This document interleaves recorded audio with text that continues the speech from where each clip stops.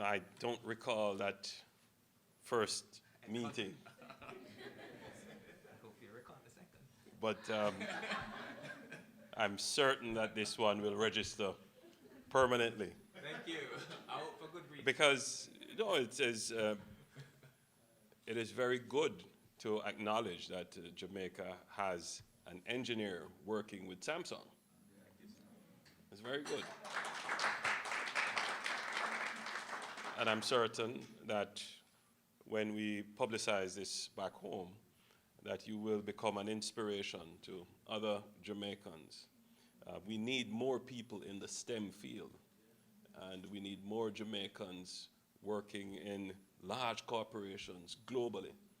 The exposure is good, but at some point in time, the technology transfer will happen. You will come back to Jamaica, and who knows, maybe you will be founding the next big corporation from Kingston.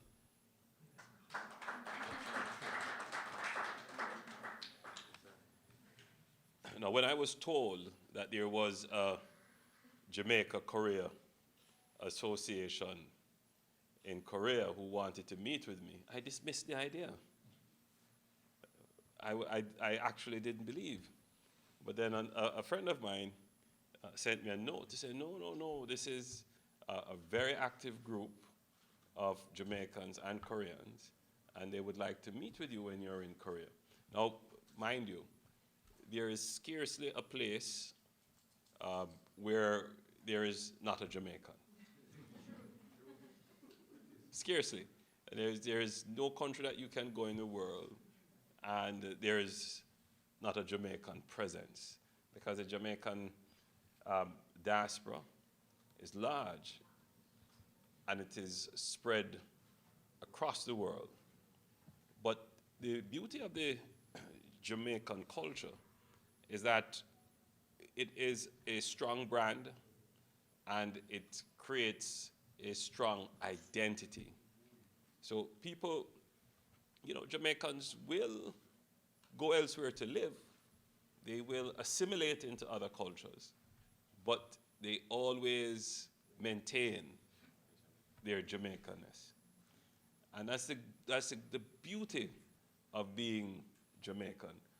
Remember now, our motto is, out of many, one people. So at home, we preach integration. We embrace, we accept different cultures, different views. So the Jamaican society is made up of different races, different cultures, different creeds, different religions, but we all live as one. There is no disunity in that regard. So it's easy for us to assimilate into other cultures. And from what I'm seeing here is that we have Jamaicans who have assimilated very well. And I made it a point of duty in asking the Jamaicans who have left from Jamaica to live in Korea, have you learned the language? Have you learned the language? Nay. So I would say if I did 10, maybe 7 said they've learned the language, and the other 3 would have partially learned the language. So that's good. That's a very good sign of integrating. Many of you are in the field of education, teaching, and some of you are studying. And that's very good. That's a good exchange between Jamaica and Korea. Now, the purpose of my visit is to address the Green Climate Fund.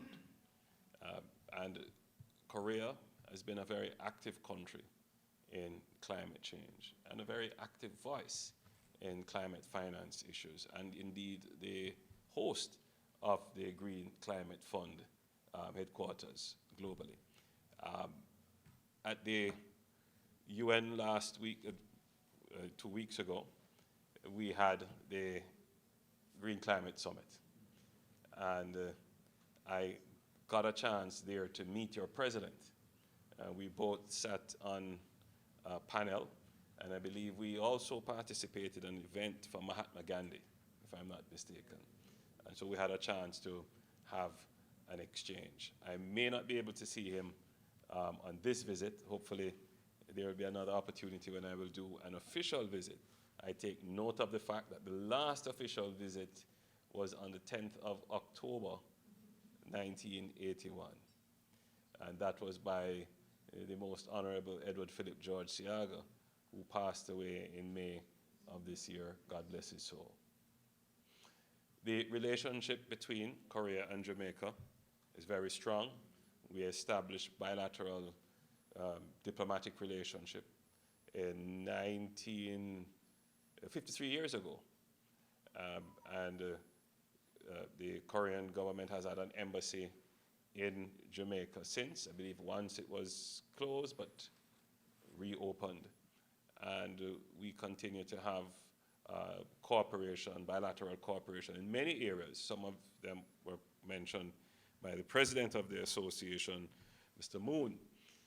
But one of them that I'm particularly happy about is the assistance Korea has given to Jamaica in land titling. Very important assistance in our land administration department and in our National Land Agency in helping to give titles to many poor Jamaicans right across the country. And I would like to use this opportunity to say how thankful Jamaica is for that assistance. We note as well that we have investors from Korea, East-West Power, in Jamaica, in our major utility, the Jamaica Public Service. As a result of that investment, the JPS has improved its capabilities in significant ways. And recently, I was with their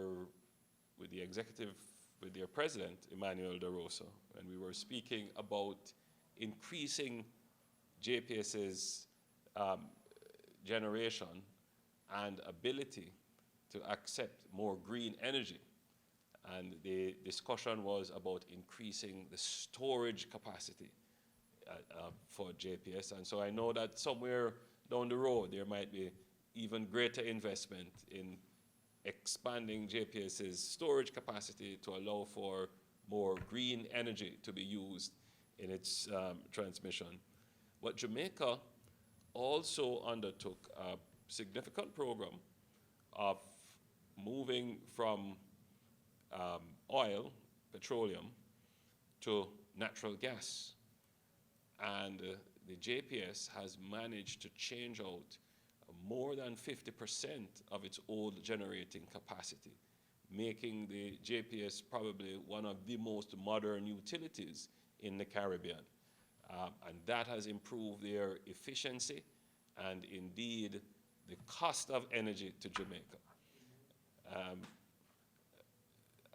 The company is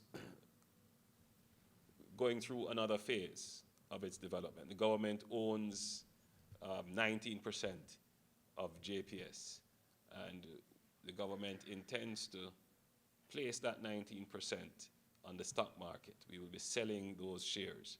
So the ordinary Jamaicans will be able to participate and buy those shares. And I'm certain that that is going to increase the value of the company. So if you are here in Korea, look out for it. You might want to participate and buy some shares in JPS. Generally, the economy in Jamaica is improving. Economic growth is sluggish, and we're still tied in many respects to bauxite, which is a very difficult commodity to predict in terms of its price and what it will do.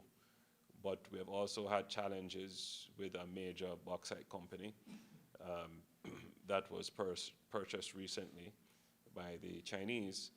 And that company has now reached a point where its plant has to be retooled and refurbished. And so that company will have to be closed, and it will have an impact on our output and our GDP. Hopefully, the time for closure will not be more than a year and 6 months. But the economy is diversifying. We're still very strong in tourism. We're developing our logistics industry and our business process outsourcing industry that is growing as well. Agriculture is improving. But the greatest success is that we have been able to reduce our debt. Now, Jamaica was one of the most indebted countries in the world. Not at one point, we were 149% of GDP. Now we are at 95% of GDP. We've brought the debt down, and we are going to maintain the fiscal discipline to ensure that we meet our target, which is to be about 60% of GDP. We will no doubt achieve that target, but we will also achieve some other major targets as well. For example, we want to get to 30% renewables in our energy mix, and we are on our way there. We want to reduce crime and violence in our society, which has been a real challenge for us, but we are getting there. We're bringing down the murder rate. We want to increase our growth rate. That has been the greatest challenge. But nevertheless, I want to just close by speaking on our culture. I'm very happy to see that we have two Jamaican Koreans here.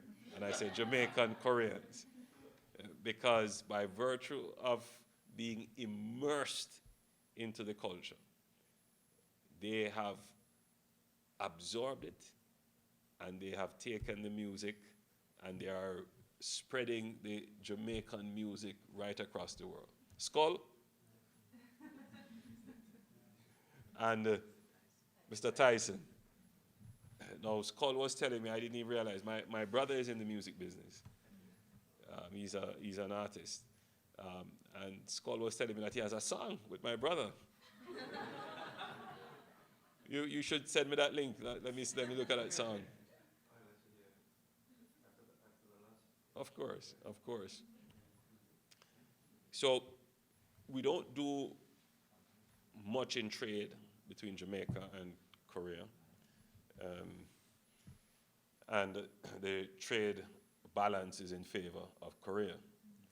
But I'm certain that if we were to look at the exchange in terms of the creative industries, it would be significant.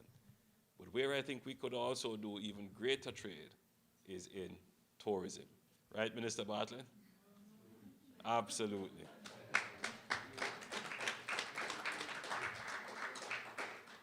So if I were to give a task to the Jamaicans who are in Korea and to the Jamaica-Korean Association is to be ambassadors for Jamaican tourism. It's a little distance. There's no question about it. Having taken the flight, it's a little distance. But when you get there, you will enjoy it. You will recover quickly, and you will have a wonderful time with sun, sea, and sand, and reggae music, and food, and all the other sights and experiences which have kept Mr. Moon stationed in Jamaica, including coffee. So I want to again thank you for hosting me. Thank you for taking the time. Many of you would have traveled great distances to be here. I'm so grateful that you would have found it necessary to come. I'm humbled, and I would again like to thank you. And thank you, Mr. Moon, for putting this together.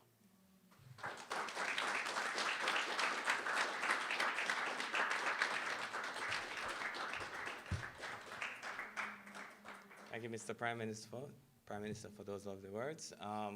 Without further ado, I now invite you